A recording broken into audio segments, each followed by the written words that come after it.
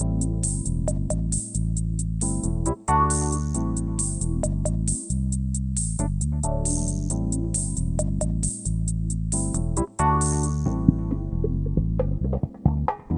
listening to the After the Show movie podcast from ascully.com.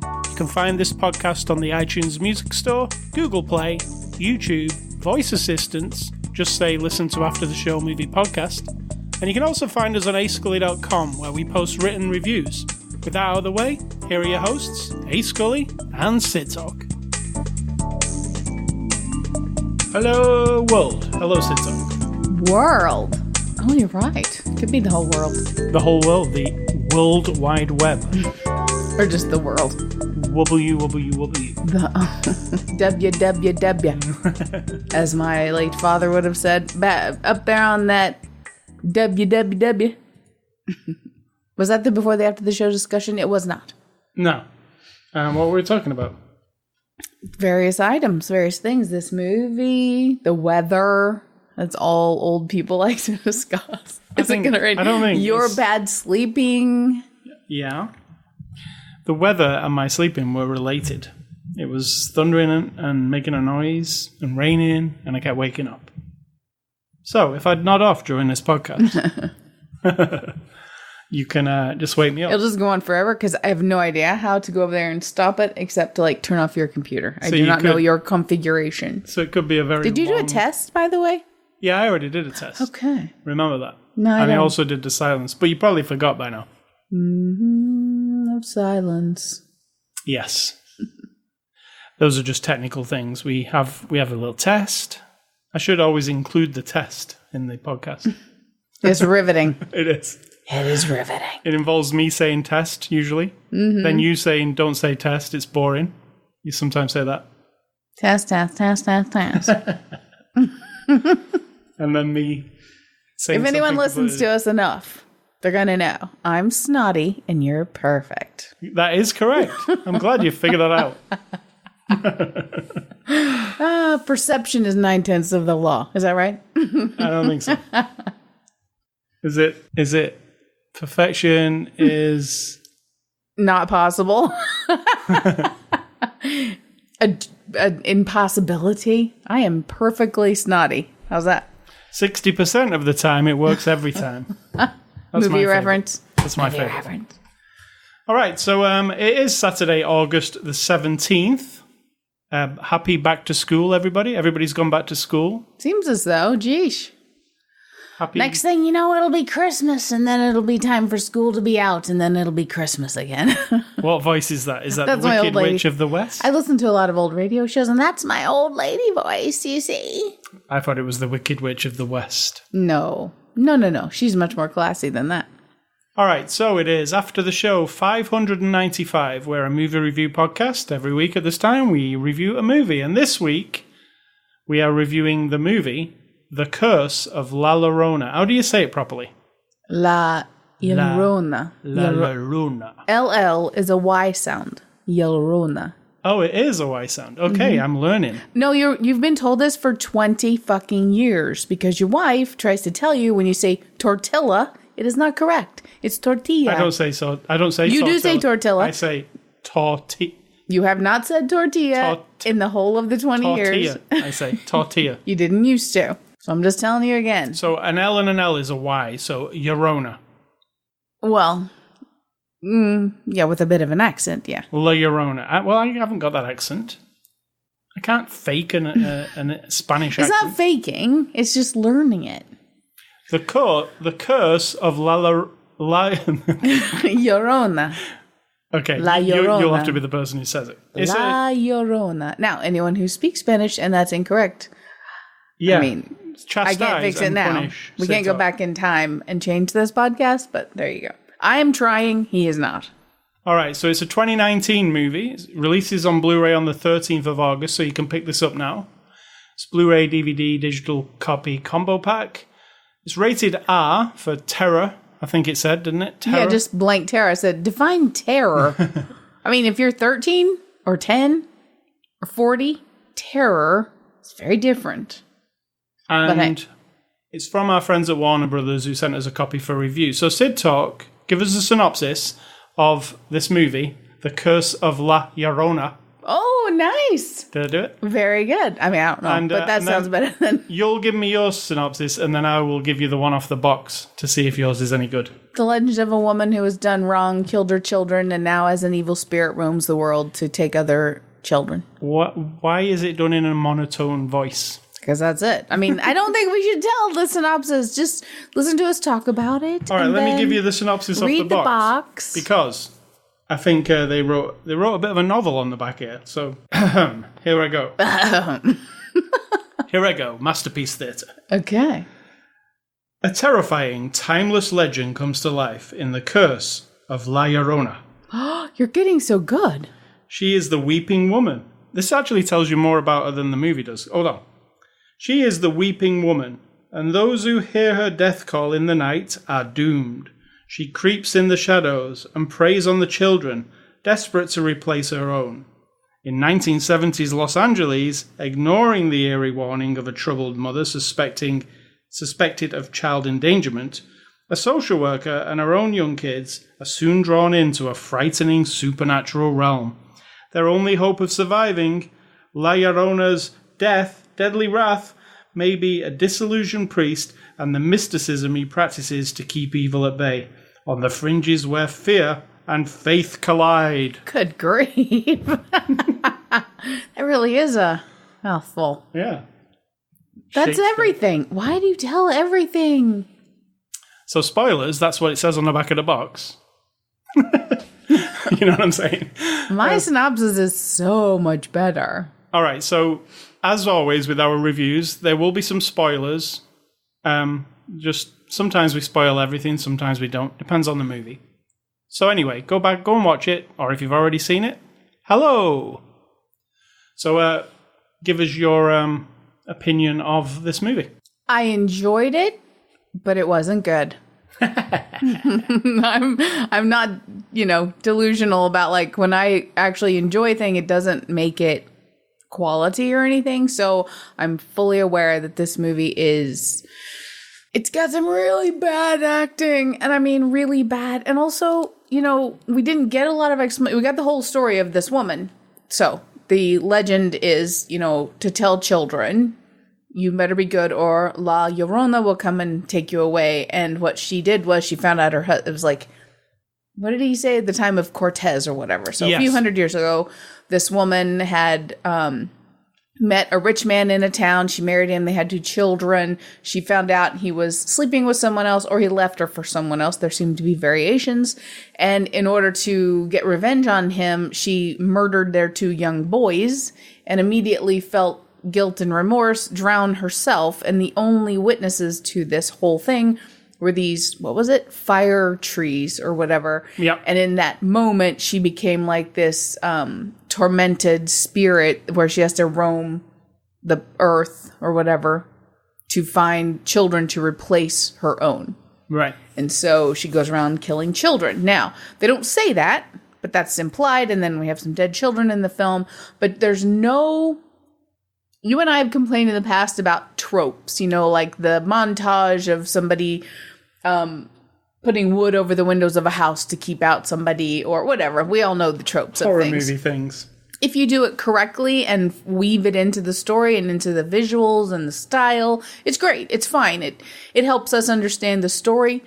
We know what you're doing. We get it. And it makes sense. This one was missing one of those, which is a bit of a find, someone's office or someone's basement where there are news clippings and old textbooks with like really old drawings and accounts of like missing children for the past 600 years all over the world or wherever. Latin America seems to be the Central and Latin America. It's a Latin. It's a Mexican folklore. Right. Yeah. So, if we had that information and then made you feel like, this woman has been on the hunt for 600 years, 500 years, whatever it is, and murdering children everywhere, and then add a little something to that, like the Catholic Church is protecting her for some reason, something, because we got the Catholic Church thrown in there because we got a priest and everything and crisscrossing with the rest of the Conjuring universe. But oh, did we mention this is part of the Conjuring universe? oh yeah, part of that. Same people, same kind of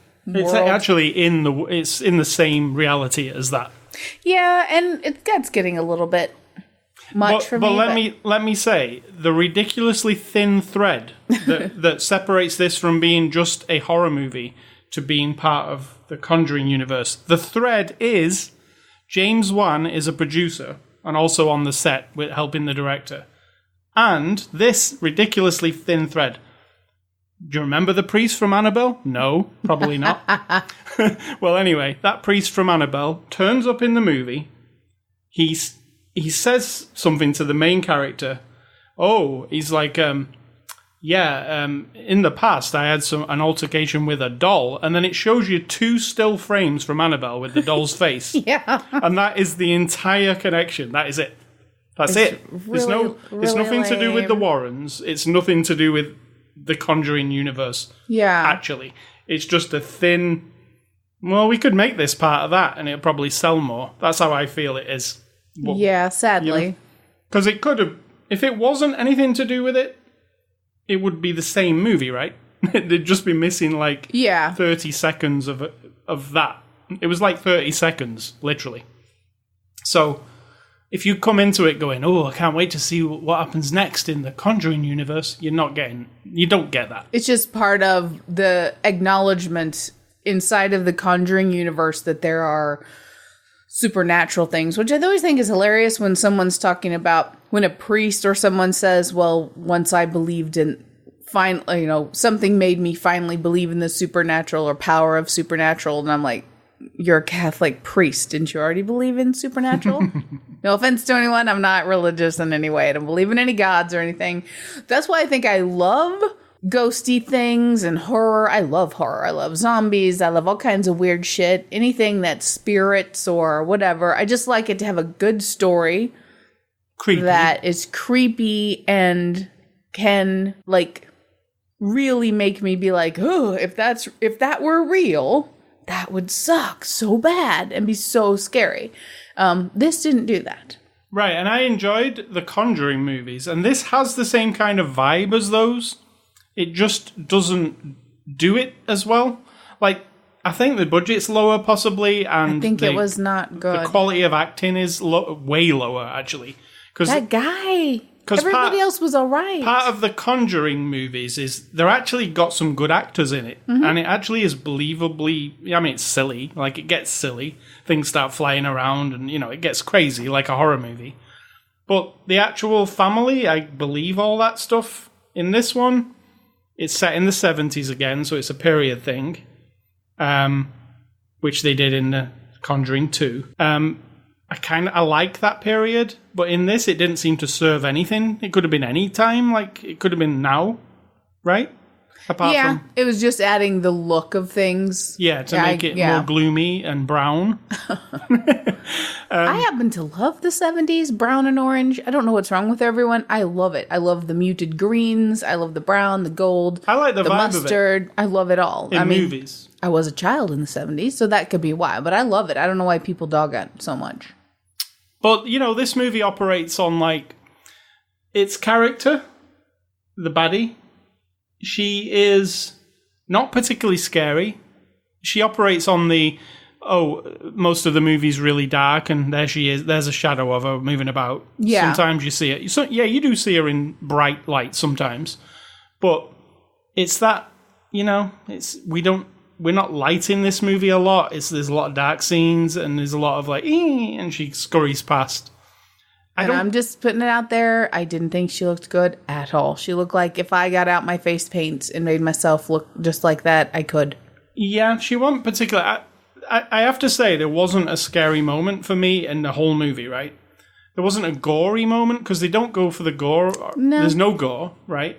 The horror is kind of like, the Exorcist TV show. It kind of exists like that. Yeah, but that's 2 dead children under some white tarps. That's pretty terrifying. Yeah, but there's nothing that was, to me, scary. And, if you've seen these Conjuring movies by now, you know that, towards the end, it's going to be a showdown, which it always is in all of them. And this one gets this one's really anticlimactic, actually. You know how they deal with her at the end? Yeah. I won't spoil it fully, but it's pretty anticlimactic. It's like, oh, is that the end of it? Like are we done? A joke from the movie. Ta-da! Yeah. That joke is actually kind of... Yeah, it's exactly right. And ta-da! It's like... That's it. We're done. But however, all this sounds super negative, but I had a good time, and I wanted to see what was going on. I mean, what was with the story. I did care about this lady and her kids. They did just enough to keep me interested, and until we met the Cobanero, I forget what he's called, the Raphael guy. He used to be a priest, and now he's like a spirit guy in the Mexican community, a Latin American community. Yeah. Where he has these weird... Yeah, he has his, like, back room full of all of his, I mean, you could call it, like, voodoo or whatever different thing in different cultures it is, but he's that guy. Yeah, A shaman. Yeah. Yeah, they call him a shaman. He was so bad. And until he came around to start doing his bit, which everyone has their bit, right? The priest is going to tell you he's going to be Mr. Exposition, and then this guy's going to be like the exorcist. This house is clean from the Poltergeist, that lady. Every movie has them. But he was not. It was unfortunate. No, he's the guy who plays Tuco Salamanca in Breaking Bad, which he's excellent in Breaking Bad. Yeah, very good. Yeah. It's that guy, that actor, Raymond Cruz. Now, problem I had with him, when he's first introduced and he's doing the cleansing ceremony and the priest says, oh, yeah, that guy over there, and you're seeing him doing it and it's real serious looking. I was like, wow, I'm interested in like other cultures, like things that people do. It's like, it's not like a gimmick. It's like a thing that people believe that they do. And he's doing this cleansing ceremony and I'm like, oh, wow, that's really interesting. And then he comes to deal with the family's problem, and he's like a joke. Like he's got one-liners, and he's like, he's a bit silly. Like it's silly, isn't it? I felt like it was, and I'm like, why are you like this? And I said to you, I've seen this guy before somewhere, and it was before I realized it was Breaking Bad. And I said to you, I think he's from Dusk Till Dawn, like the TV series. And because that had like kind of a goofy kind of element to it, like silly, like sometimes with Sex Machine very and all that. Theatrical, often dramatic, That's why I thought he was in that. I was like, oh, he's just going for that vibe. Like he's like this kind of silly, and he's going to get rid of it for them.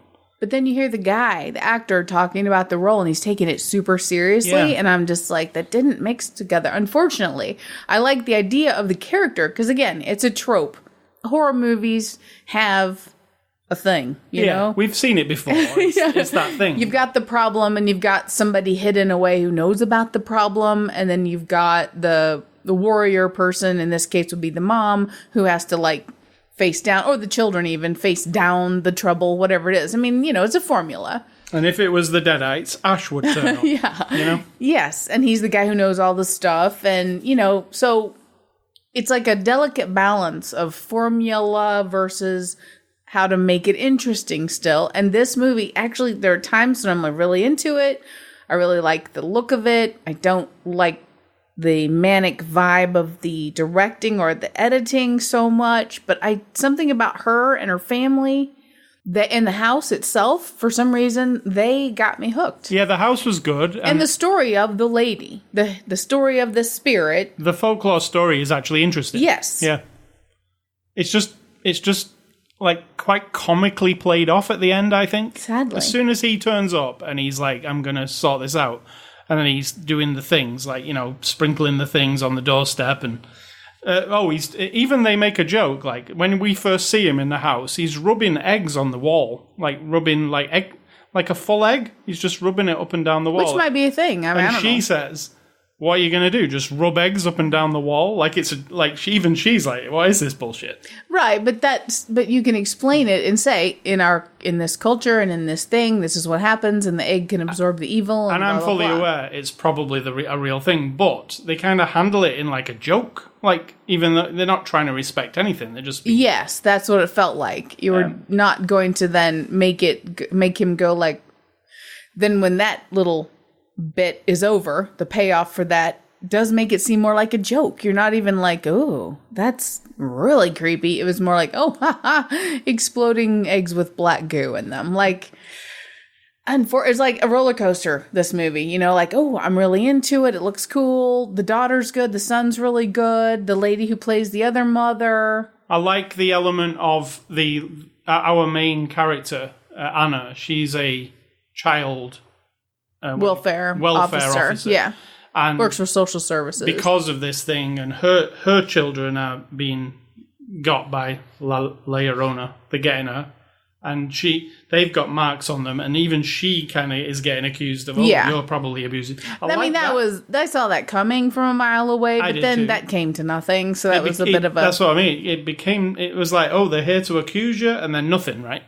Nothing ever comes of anything. The rhythm you would create would be, because in the beginning, she takes away the first two children. They, sadly, spoiler, get taken by that's ballsy. There are some dead children. But then to keep that rhythm up, you would have that happen again or something. But again, we need more history of children being taken and mothers. If you'd focused on, like, say, if mothers had some sort of society or some sort of, like, I know this sounds really trite, but like, if you made it more about the mothers are the only thing that can combat this spirit because she is a weeping mother, she's murdered her children. And then make it about that and the history of the mothers who have tried to protect their children or children's of other villages or whatever. Just throw that in there. You could even do it in one scene. Yeah. I would feel like I feel like this woman did her thing 500 years ago and now she's here now and now that's it. There's been nothing in between. Like, she didn't really ever kill any other children. And how she is physically, like, she's on the front, if you look at the front cover of the movie, she's creepy looking to a point, but it's similar to the nun in The Conjuring 2. True. It's just a character that, like, has a spooky silhouette and just comes towards you. I mean, it doesn't really amount to much. It's just like, oh, there's a scary image. And it's very similar to that nun. It just... Yeah, they don't hype it up much, which is okay, but then she's not that scary. Except for she appears out of nowhere, which is always kind of scary. Now, being super negative, like... I think I've been fairly negative. No, not. You're being honest. But I feel like I like this universe, and I like the creepy things that go on in it. I don't believe in anything, and sometimes I found, like, a couple of the mainline ones, and actually the last Annabelle one, to be kind of creepy, like actually really creepily done. And it's a lot down to like sounds and like there's a lot of jump scare stuff in these movies, even in this one a bit. There's a lot of long drawn out walks down the hall which don't have any payoff at all. Whether something comes or it doesn't. Yeah, and it's a little too much. At times I was actually like in my mind, which is never good. Yeah, like, is something coming this time or is it not? Because there's only two outcomes. Yeah. And this has happened 10 times already. Yeah. And, everyone's moving slowly. The scares, which there was zero for me at all, even the jump scares didn't get me at all. And mostly surrounded around, like, you're going to jump because there's going to be a loud noise in a minute. That's it, like. I don't find her particularly scary. Like you said, she looks like somebody in Halloween makeup. It's not particularly... She does, unfortunately. Really, really does. I thought the contact lenses, which they were bigging up, saying, it looks amazing. I was like, no, it looks like contact lenses. It really did. It was so sad. And you know what the problem was? I think they didn't keep her in shadow enough. Like, sometimes she was, like, fully lit. And when she was fully lit, that was when she looked kind of crap. Mm-hmm. So the scene in the bathroom where she's pushing the kid under in the tub, and it's very light in that bathroom, and you can see her fully, that the scares have gone because that's Halloween makeup. Yeah. If she's creeping around in the attic and you can only just see her, that's kind of creepy. So that's a problem. Maybe you shouldn't show her at all, Adley, like they did with the nun. Just kept her in the shadows. That thing where you got, like, the weird movements, she just moves like a normal person, which also makes it, like, you identify that she's just a woman, like a spirit of a woman. Ghost. But there's nothing like when we watched the preview for It 2, that, like, disjointed thing. Which... That is it's that thing that as a human, you're just like, oh, fuck, that's creepy. Yeah, The Conjuring 2 did it, remember, with that guy. Comes down and the hall. True. If you do it too much, but just a little bit of something that's not human would make it more like, I really don't want her coming toward me. Yeah. And like I say, it wraps up at the end, and it's so predictable. I think that's probably the problem overall, I would say. It's like a paint-by-numbers horror movie. Like, everything that your horror movie has is in it. Yeah. Like the fact that, like, except for the history of the thing. The thing happens, like a history thing happens at the beginning. There's your setup for your villain. Here's your family. You know, you're in you get in that comfortable, oh yeah, we're going to be introduced to them. Now things start happening. Here's the bit where the shit hits the fan, and here's the climax, the end. And that is what happens. Ta-da! That's what happens. There's no surprises. There's no clever reason for anything. Like, yeah. You know, there's no like, oh, that's the thing. And even they were saying, oh, we were trying to make this like a secret Conjuring Universe film. And while you're watching it, you're not aware of that. And then all of a sudden you see that priest and you're like, oh, this is that. Well, it doesn't do that either. Mm-mm. That doesn't work. And if the mother's reflection in the water is supposed to, I'm just speculating, supposed to make you think, oh, now she's going to be it. Yeah. But there was no indication of that whatsoever. Again, another like formulaic thing is that now we've put this thing in this another mother. You know, she might kill her own children or whatever. But also, let's mention my favorite thing of this entire movie. The best thing. Okay. The priest. I mean, not the priest. The shaman guy gets shot in the shoulder. Right? It is amazing. It's amazing. I don't even the shot in the shoulder isn't the shot in the shoulder's fine. But then at the end, he comes out of the house. You know, it's the scene you've seen in every horror movie where we've defeated the thing, and here he is, and he's saying goodbye to them. You've seen it before. Yep. And he comes out, and the bandage, and I'm not talking like he's got a sling on because he was shot in the shoulder and he's been dealt with. I'm talking about that gauze that you put on the wound. It's on the outside of his shirt, not on the wound. Taped on the outside of his shirt. Taped on the outside of the shirt. So all I can think is like they cut a circle in his shirt and then put it over his shirt, but then taped it to his shirt. It didn't make any sense.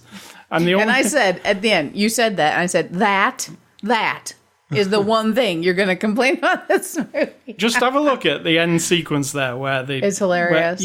But the thing is like, does the actor not want to not have a shirt on? Like, does he feel like I'm a bit out of shape, so can I just keep the shirt on? Oh, also, her disgusting cruddy feet that didn't turn out to be the horrible ghost. Right. Ugh. Yes, true. Ugh. Yeah, because I said to you, oh, look at those disgusting feet, and you said, oh, she's a horrible ghost. Like she's a dead, wandering demon spirit, and then it was like... just real feet. You'll notice that, but the bandage over the shirt is just, it makes the movie for me. That is fantastic. It's like, I don't understand the logic in it. I hope there's a commentary on this movie. There'll be a commentary, but they won't even mention that. They'll be not interested. No, there's no commentary. I will never know why. My nearest guess is he didn't want to take his shirt off. That's all I can think of. He's like, you're not seeing me with no shirt on. That's his accent, by the way. Probably not. No, not even close.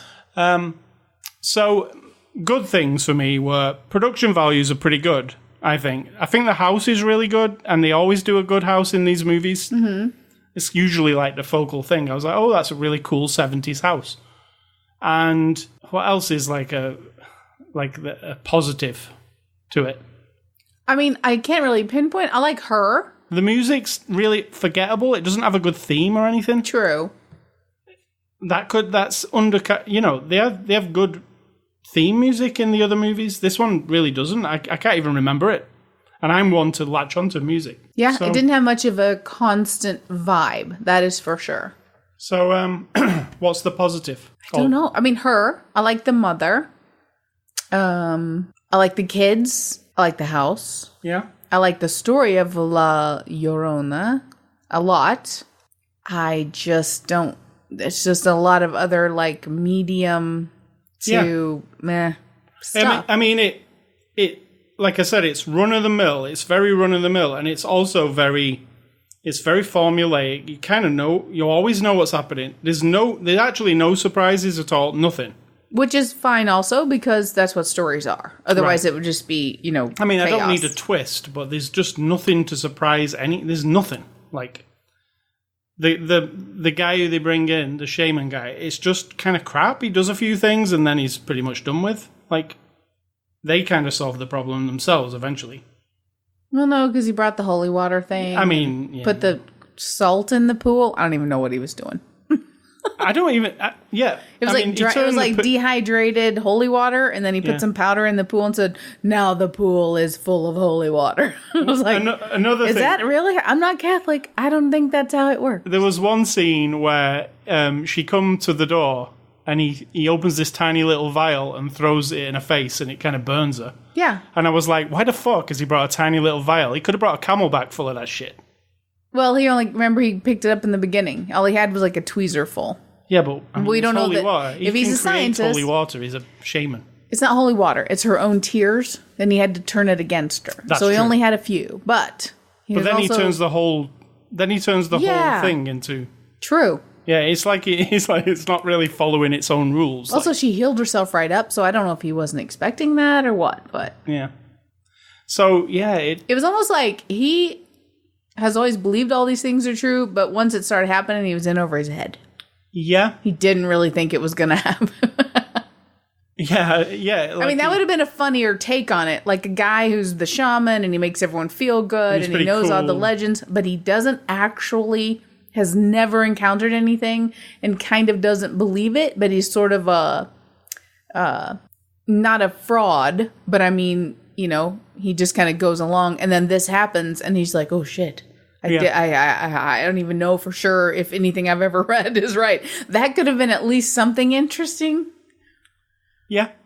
So, I'm rewriting the story for them, which I always hate, but then, if your mind wanders that much, something's not right. Yeah, something isn't right for sure. But like I said, it's not like totally like, oh my God, why am I watching this? No, not at all. Which is weird because there's definitely some enjoyment going on. Yep. But we weren't just sat there picking it apart either. Oh no. So there's something, but it's just the quality's not quite there, like with what they usually do. Even the worst Annabelle film, which I think is the first one for me, I think they progressively got better. Even that is not. Even this is worse than that, and I wasn't fond of that first Annabelle film. So, how many Annabelle films are there now? We've got another one coming, haven't we? Like, we just saw the trailer for it. Is there 4 altogether? It's a pretty big spin-off, right? I don't remember. I think we've seen no, maybe there's 3 altogether, and we're about to see the third one. Anyway, let's go on to the cast here. Linda Cardellini plays Anna. She's been in loads and loads of things, but the only thing I really remember her for is Velma from the Scooby-Doo movie. That's what sticks in my mind. It's kind of weird. I like her. I think she's quite good in this movie. I liked her. You have a family member called Kim, and I kept thinking of Kim when I kept looking at her. Interesting. It's to do with the way, I don't know, maybe Kim has a 70s kind of vibe to her. I don't know. or maybe I've seen enough 70s pictures of 70s/80s pictures of Kim. Very possible. She had the bangs and the kind of flippy hair. Yeah. But I thought she was good. Actually, she was one of the better parts of the movie. Absolutely. She's 70s mom. And she's really a widow. She's a widow. Yep, she is. And that's quite a touching scene where we fill in the backstory of her husband a little bit. And she loves her children, and then this shit starts to happen. And she kind of handles it interestingly. She's got 2 kids, played by Janie Lynn Kitchen, who plays Anna, and Roman Christou, who plays Chris. I think both kids were good. I think the girl sometimes, where she had to stand there and obviously look around like something's coming, but it's actually not coming. It's going to be CG. She looked a bit like she didn't really get it properly. Yeah. You know what I mean? The part, I'm talking specifically about the part where she's outside with her umbrella and the pool is there. Yeah. She's got that like kid looking around thing that doesn't look quite right. But as far as the acting and them doing the lines and stuff, I think they were both good. Janie Lynn Kitchen plays Sam. Who's Sam? Why am I son. Oh, okay. No, Sam is the girl. Sam is the girl. Roman Christou is Chris, who's the boy. And Anna is... Anna's the mother. Oh, I've wrote it down weird. Yeah. Mm-hmm. I don't know who that person is. Oh, okay. I wrote person down twice, but with different names. Raymond Cruz plays Raphael. He's the shaman guy. He's not very good in this movie, I've got to say. Unfortunately, no. And I tried really hard. I was like, just gotta... I was like, oh... At first, when he started to be funny a little bit, I was like, okay, he's like going to be like a bit light comic Or he's relief. like, again, another like sort of like movie thing. Always in recovering person who's had a drinking problem or a drug problem, or he's been in legal trouble. So he's doing this to kind of like, get out of trouble or something. But yeah, there's nothing. No, he's just, he's legit, this shaman guy. He comes... He has some funny one-liners, like all of a sudden I was like, oh, are we going to be like Evil Dead here? Is he going to be kind of silly? But then he's not. And then he's like serious. And then he's got like he tells a joke. It's a bit all over the place, his character. And I can tell he was taking it seriously from the extras. Yeah. But it didn't quite work.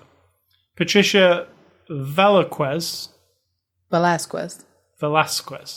I've spelled it wrong, probably. Praise Patricia Alvarez. And you said you knew her from... She was the mummy's woman in The Mummy and The Mummy Returns. Yeah. And I didn't realize that while we were watching it, but then I was like, oh yeah. She was his... woman. The original woman that he was dinging around with, and they killed the guy, and then... Oh, okay. Yeah. She's the one that he wanted to bring back to life by taking the... She had really minging feet. Well... She didn't, though. In this movie. I don't think that was her fit. She was okay, but She was very distressed, but then you would be. Yeah. Yeah. And then finally... But see, another thing they could have done was somehow this creepy woman spirit can only get in your life if something or other, and there was none of that. There was no reason for her to have picked this woman and her children originally. No. But she did. She was fine. She was very distressed. And finally, Marisol Ramirez plays LLarona. See, I got it. Yeah. Llorona. I agree. And I quite liked her playing it. She was pretty intense. I don't know how much that impacted it. She took a lot of makeup. Yeah. We see it in the extras getting the makeup on. There's a lot of makeup involved, but like I say, I mean, it isn't just Halloween makeup. It's not like 2 second, like, beep, beep, paint. There's a lot going on, like, they make her look wet with latex and stuff. Yeah, which is unnecessary because she doesn't look wet at all in any scene whatsoever. When he was saying that, I'm like, no, honey, that didn't work. Were you patronizing him with the honey? Yeah. Because he was very confident about this. People sort of overthink things and they overtalk it, like they've come up with this fantastic idea about the wetness. And actually, he said it was James Wan's idea to make her look wet all the time, because she's a, what did he call her? A water spirit, which of course no one even addresses ever, but the guy doing the makeup says that.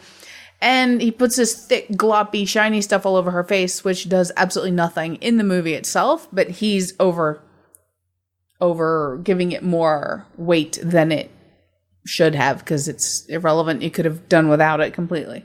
The director here is Michael Charvet. And he's actually a new director. He's done some short films.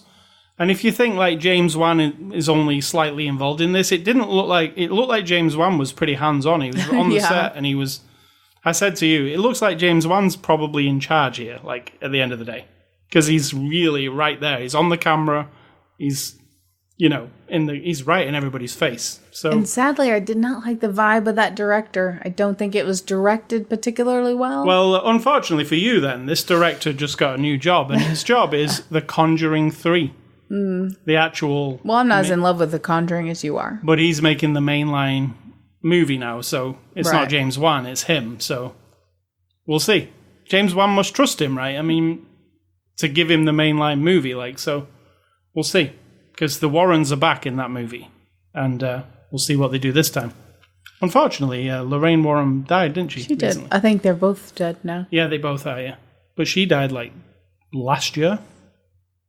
And you know, it's funny actually, because you see these movies and it's so fantastical. There's things flying through the air. There's creepy nuns running around. It's crazy. But then when you go and actually read their things, like a teapot moved, like a tiny little bit. That's like the height of their thing. Like a teapot moved.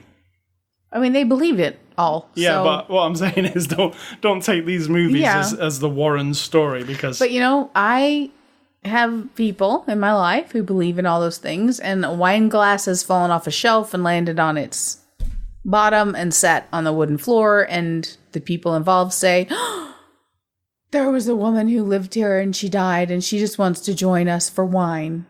You know? And then it turns into a whole thing and you're like, I don't know. Well, I was sat watching TV last night, and I heard a creak on the stairs. Mm-hmm. I think it's an old man who used to live here. Oh. Every night he walks up the stairs. I mean, it might be. I don't know. The problem with your theory is the old man had to sell this house because he could no longer go up the stairs. Do you think he's just forever going to go up and down the stairs? Now he's spry. Now he's a spirit. No disrespect to him, but I don't think he's a ghost in our house. Anyway. Don't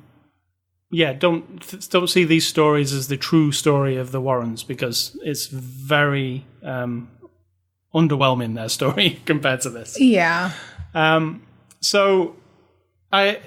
The Blu-ray itself does have some extras. It has the making of Behind the Curse, the making of a movie monster, deleted scenes and storyboards.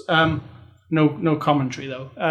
The making of the monster was cool. I like watching them put the makeup on. Like in the, I know you didn't love the makeup, but I like watching makeup go on. It's kind of cool how they do it. And the other two were very, very short. They weren't really full making ofs. They were just like little tiny fluff pieces. Yeah. There's a lot of like, oh, James Wan's is that awesome. It? Yeah, so if you're looking for like a documentary or anything, it's not that kind of thing. It does include, it actually has a big sticker on the front of the box. You can watch the movie with Spanish audio. So because it is a Mexican folklore tale, and a lot of Spanish-speaking people would understand the folklore, they, instead of just subtitles, they've actually made a proper Spanish track, which actually doesn't happen, surprisingly, a lot. You just usually get subtitles on American movies. So there's that. That's a good extra. I might go back and watch it in Spanish with the subtitles. How about that? Do it. That will make it more creepy, maybe. Because it's like something's a bit odd and you don't understand it properly. So what's your conclusion on this one? I enjoyed it. I just didn't like it. Yeah. You know, like, I don't even know how to describe it. I would apply the exact same line that you just said to the original Annabelle movie. I enjoyed it, but it felt like unnecessary almost. Like, yeah. It's like, oh, okay, I know this one isn't actually a spin-off. It's not like let's make a character out of one of the others, its own movie. And it, like I said earlier, the connection to the Conjuring movies is so slight, it's almost like it was only done to make the movie more sellable. That's how it feels to me. Like absolutely. It's like, oh, we've got this movie. If we did that and then we mentioned it, then more people would see it. That's how it feels. And I hate that, really. It just feels, this maybe should have been its own thing and just... But then, when you make it its own thing, people don't know what it is and don't see it as much, I guess. It's a racket. Yeah. So, we both enjoyed it, but didn't like it. That's our... That's awful. But I wouldn't say don't watch it. It's weird to say you enjoyed it, but didn't really like it. Check it out, because you never know if you're going to. And you never know. Like, you might find this horrifying, and I'm sure some people would, and be scared of it. But it didn't work for me in that way. So thanks to Warner for the Blu-ray. Next week, we are looking at the movie The Hustle, starring Anne Hathaway. I think it's a heist movie. Have we seen a heist movie with Anne Hathaway recently? The one with her and the women. Yeah, Ocean's 8. Yeah. Well, she's in another movie. And I think it's a con artist kind of movie. Anyway, I quite like Anne Hathaway, so we'll watch that next week. The Hustle. I know you do. So, I especially like her when she's being a bit silly. Yeah. Like in, what was the one where she would play just this really odd character? And it wasn't the Ocean's 8, it was before that. And she was like the head of a fashion thing. Do you remember? And No, she was really you mean the one weird. where she was just the high heel one with, what's her face? No, not that. Not The Devil Wears Prada. Yeah. There was something we watched, and she was like the head of a fashion thing, and she was weird, like she was on prescription drugs or something, and she's like just kind of odd. We watched it like last year, I think. Are you sure it wasn't Ocean's 8? Because she was a famous woman and she had like a jewelry line. No, just look up on Anne Hathaway while I do these. Oh, I will. It was really funny. She was just playing this really odd character, and I like it when she does that. I can't remember what it was, though. All right, so we are going to do the IMDb reviews every week. No, we're not. You are. Yeah, every week we look at what the movie we're looking at today. We look at the movie, and we look at the IMDb 1-star reviews for that movie. And it's not because we're trashing the movie and we just want to see what everybody else thinks. It's because the people who write 1-star reviews on IMDb, there's something humorous about it. They go on there really, they're mad. They're very intentional. Yes. They hate it. And they're just mad.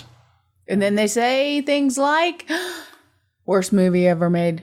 Or. Period. And that's it. That's all they say. A waste of 90 minutes of my life. Yeah. I can't ever get that. Well, so, because we didn't love this movie, we're likely to agree with some of these things that they say, maybe? I don't know. We've made it very clear what things we dislike about the movie. I doubt if these people will. This guy, number one, who is Mrs. Mia, says, it's just a bunch of loud yelling and screaming. A plot that has been done to death. And just a mess of a movie, period. A plot that's been done to death? Do you mean because it's horror or this LLarona? Now I can't even say it. Because that's not a plot we've seen before. That lady. No, never seen that. We might have seen like a spooky apparition wandering around. Yeah. Maybe that's what they mean. The film wasn't bad. It was worse than that. It followed every trope in the book, badly, and every character was insufferable and the script must have been threadbare. The casting was tragic, and every actor gave a garbage performance. Disagree with every actor gave a garbage performance. And here we go. This is a good one. From Hitman. This is the kind of one I like. Okay. This is the kind of movie that while you're watching it, you think, I can't believe I'm wasting 2 hours of my life on this. Actually, it was 1 hour and 33 minutes. They always throw that in there. So if you watched it for 2 hours, you must have rewound sections to watch it again. Maybe you wanted to watch the scene where he had the bandage on the outside of his shirt and wonder why that was happening. What else we got? This movie is terrible. It's uninteresting, boring, and the plot is thin. It's the most generic horror movie I've ever seen. It relies on a jump scare to scare you. And that doesn't even work. There's no tension. There's just loud noises. Yeah, wait, see, again, it's hard to disagree fully, but... Was the movie you're thinking of The Intern? Yes, it was. With Robert De Niro. Oh, because she wasn't that wacky. No, it wasn't The Intern. No, it was There's not. no others, then. It was not The Intern. I think that you're thinking of her in Ocean's 8 because she was like a wacky actress who... She was like famous, but she was kind of weird. No, she was like in the one I'm thinking of. She's a fashion guru or something, and she owns a fashion company. That's it, The Intern. She owns that company. She's in charge of it. No, it's not that one though. It's then another there's one. Interstellar, which is not it. Of. Don Peyote, right? Rio 2, Song 1, Don Juan, Les Miserables, The Dark Knight Rises. Oh, no, it's much newer than any of these. Yeah, there's nothing else. I've read every single one. Oh. Serenity. Have you seen that one? Nope. That's it. That's all of her movies. Oh, well, I must be thinking of something else then. I think you are. It was a comedy movie, for sure. Well, you're wrong, because I think you're thinking of her as that character in... And Naomi Campbell was in it too. She was sat opposite her in this boardroom, and she was doing a thing, and Naomi Campbell was in it. I think you're mixing her up with... She's So Pretty. She's not in that one. Naomi Campbell was. Oh, I am mixing it up. You are. Was she in She's So Pretty? She was not. Who was the head of the thing? The one that had a really weird voice? You mean she did talk like that? Kind of weird? Who is that? Is it called She's So Pretty? Yeah. No, I Feel Pretty. I Feel Pretty. Yeah, that's what I'm thinking of. And if Anne Hathaway's not in that, then sorry. She's not. Sorry, Anne Hathaway. The person who I'm thinking of is that character in that movie. I mean, you got Amy Schumer, who's not the one you're thinking of. No, You're thinking Amy of... Schumer's boss. Right. Well, Lauren Hutton was the older lady, who's not the one. I don't know her name. The one who had the really squeaky voice. Anyway, it's not Anne Hathaway, so let's move on. Michelle Williams. Michelle Williams is who it is. She had the voice like that. She was kind of bananas in that. She was. It was like she was on some prescription drugs. And before that, we saw her in Manchester on the Sea, which was the opposite of that. Yes. All right, so finally, I have got my final IMDb 1-star review is 17th of August, 2019. This is part of the review, not just the date when this was written. I decided to watch this at night when it was raining outside. It seems like the perfect atmosphere for a horror movie, but I made one mistake of not checking the reviews. It's terrible. Not even a single unpredictable moment. 1 star is for all the effort that goes into shooting and post-production, not the end result. What a wasted movie night. So this wasted. Guy, Rid Himaku, 17th of August 2019, was the worst night of his life, I would say. All right, so Sid Talk, do you agree that was the worst night of his life? I don't know about that guy. It's not the worst day of my life. Nope. There are so many movies that were so much less good. There's a sliding scale of the whole world. There is no worst movie because it's subjective, nor is there a best. The Assignment's fairly bad. But to someone, it's fantastic. You know what I'm saying? It's legendary bad for me. Legendary. Not as bad as that other one. Cop Chase or Half Cop or Cop... Not Cop. Cop Chase, Half Cop, Cop Out. Well, Cop Out wasn't great either. No. With the 2 women... Cop Out was reasonably funny in parts. It wasn't all right. terrible. It wasn't bad like this other one I'm talking about. With the 2 women, the woman from... This is great. This is great listening. The woman from... You know, the one. It's really bad. She was in one of the movies with the pointy bra. She was in Madonna? There. No. She's also from one of the TV shows, Middle Family or Family in the Middle. Malcolm in the Middle? No. I don't know what Modern Family. I've never seen it. Modern Family. Never seen it. That woman. You know who I'm talking about. No. Yes, you do. Oh, yes. Now I know. Yes. The one with Reese Witherspoon. Yeah. And the woman from Malcolm in the Middle. Not Malcolm in the Middle. Modern Family. And she was in one of the... Hot Pursuit. Hot Pursuit. And she might have been in Machete. She was. She did have a bra with machine guns that came out. That's her. She was actually good in Machete. I have to find her name now. Hot Pursuit. She's like something... Oh my God, it was so not my thing. Sofia Vergara. Yes. Yeah. She's good. That movie. I think The Assignment is worse than Hot Pursuit. If you got them 2 movies out and said, which one do you want to watch? I would watch Hot Pursuit. Under what circumstance would you ever offer for me to watch either of those ever again? Well, think about it. You're on a desert island, and those 2 movies are with you. Here's a better one. You're sitting in the hospital visiting a friend, and they want you to sit with them all night. And then there are only 2 channels on the TV. Hot Pursuit. At least you could have... there'll be a laugh. There'll be a laugh somewhere in Hot Pursuit, right? At least. I guess. Yes. All right, so... yeah, Malcolm in the Middle, Mom. No. Modern Family, Mom. The Middle. Has nothing to do with this movie, by the way. All right, so movie recommendations on this movie. I am going with the best horror movie of all time, The Exorcist. Okay, also subjective. And my second recommendation is, and I'm sure not a lot of people watch this, and I thought it was actually excellent, and it's The Exorcist television show. I bet you didn't even know there was one. Most people won't. It was all right. It ran for 2 seasons. It started off all right. It was on Fox. The first season has some revelations about the main part of The Exorcist that some people didn't like, but I really loved. You know what I'm saying? Yep. The first one I didn't love it. The first one literally follows on from the first movie. It's like it's a sequel to it in a sort. But the second season is not a sequel to it at all. It's a totally separate thing with John Cho from Star Trek. Mm-hmm. And it's about this foster home with these kids, and it is really great, that second season. It was really good. I mean, it was good, and it had hits and misses, but mostly it was really compelling. Yeah, and I think it was really ballsy, actually, the whole thing, for just a standard Fox show that was on at 7 p.m. at night. It was just but it really took some risks, and it felt like The Exorcist. I really liked it. And I guarantee you've not seen it. It must be on one of the streaming services now, right? It got cancelled after the second season, unfortunately, but that's how it goes sometimes. So your recommendations are? My recommendations are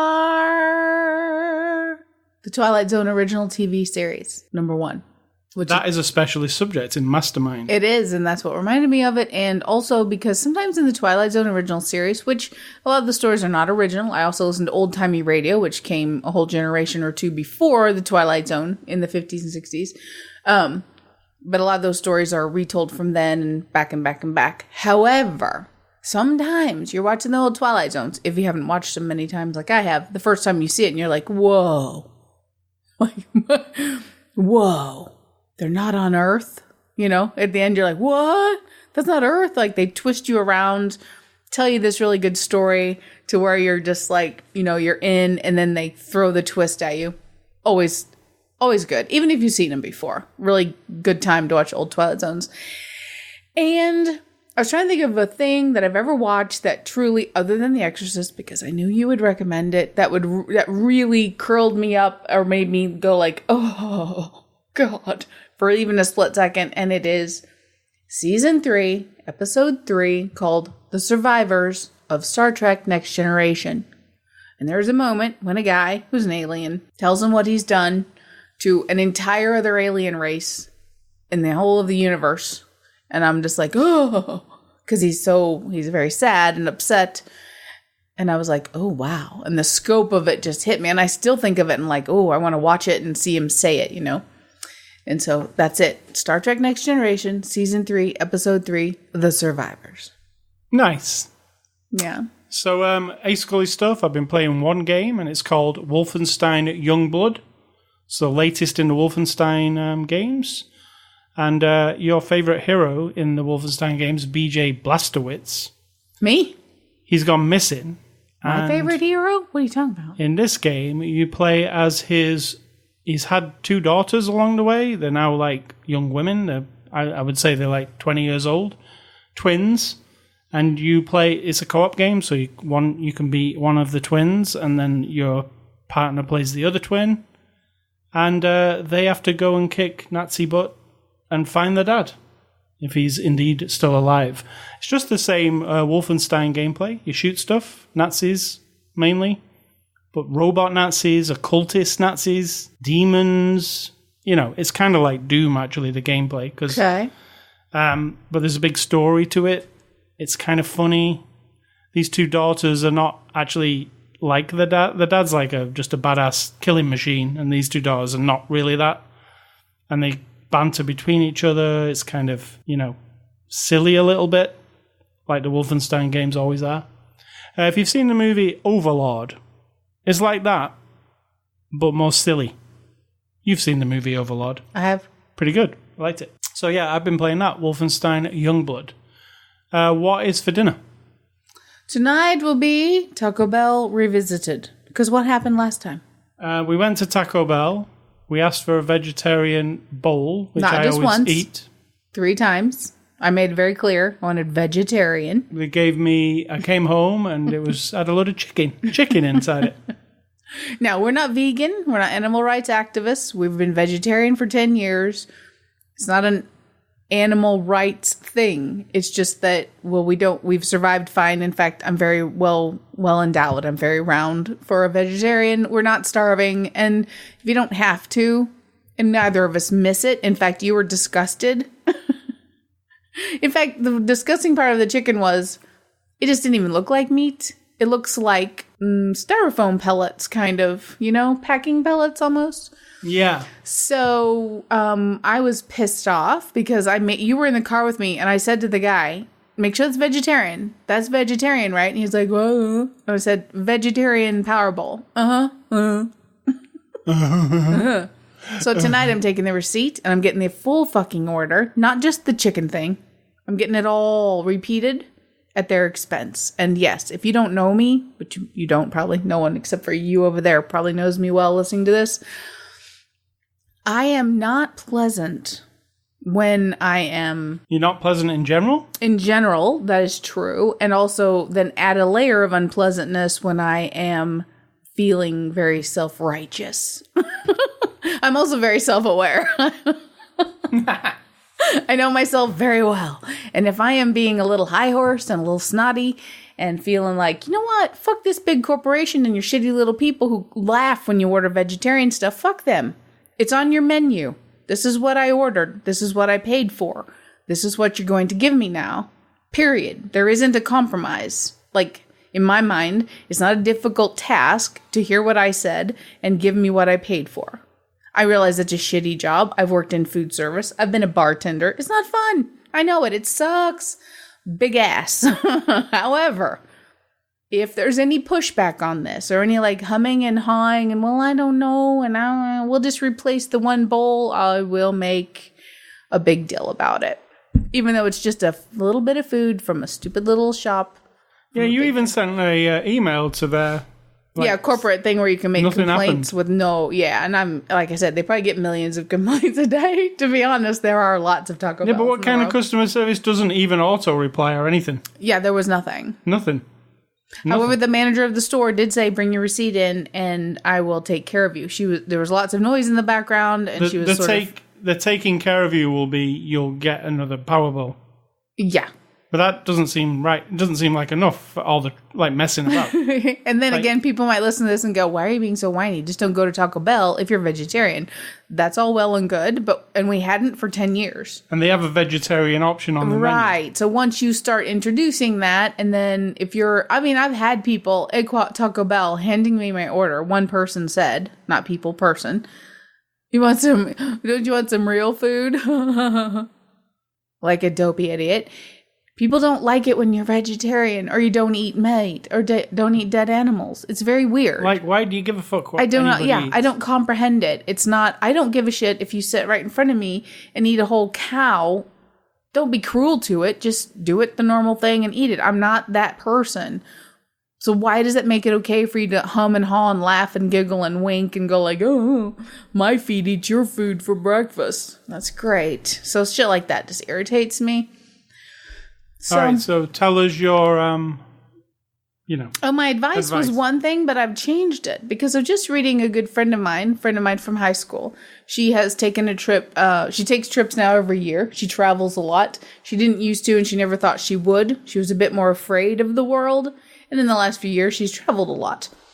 And she's gone to New York City with some of her close friends, and she posts, here is to bucket list number 129, but who's counting? Seriously, life is about doing what you love, whether it is your first bucket list item or your last.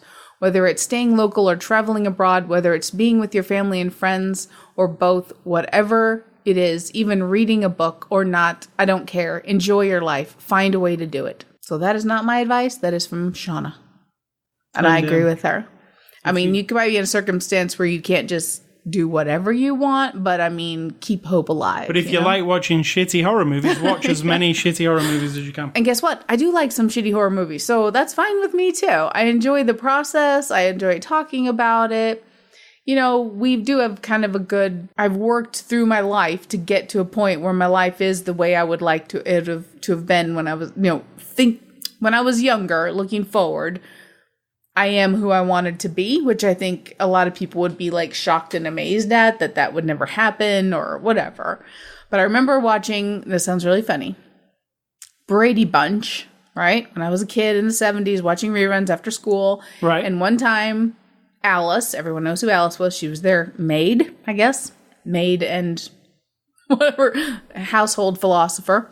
Her cousin or sister, I don't remember, came to visit. Now, it's the same actress. So it's basically, this actress was like, I'm tired of being Alice. Can't I be someone else? So this cousin / sister, I don't remember, came to visit. She has no children. She travels the world. She's sort of like rambunctious and like kind of wild and tells the kids all these crazy stories and brings them like really weird presents from different places in the world. And, I always just thought, wow, that's who I want to be. Not necessarily the traveling around the world part, but just, I don't know. She buzzes in. Everyone's like, wow. And then she leaves. I like that. I like that vibe. So that's on I don't have a bucket list, but a goal in my life was to be who I am. I was just about to say, what's a bucket list? But then it's some things you need to do before you kick the bucket. Yeah. I've never adopted the bucket list thing. But wasn't there a movie? Yeah.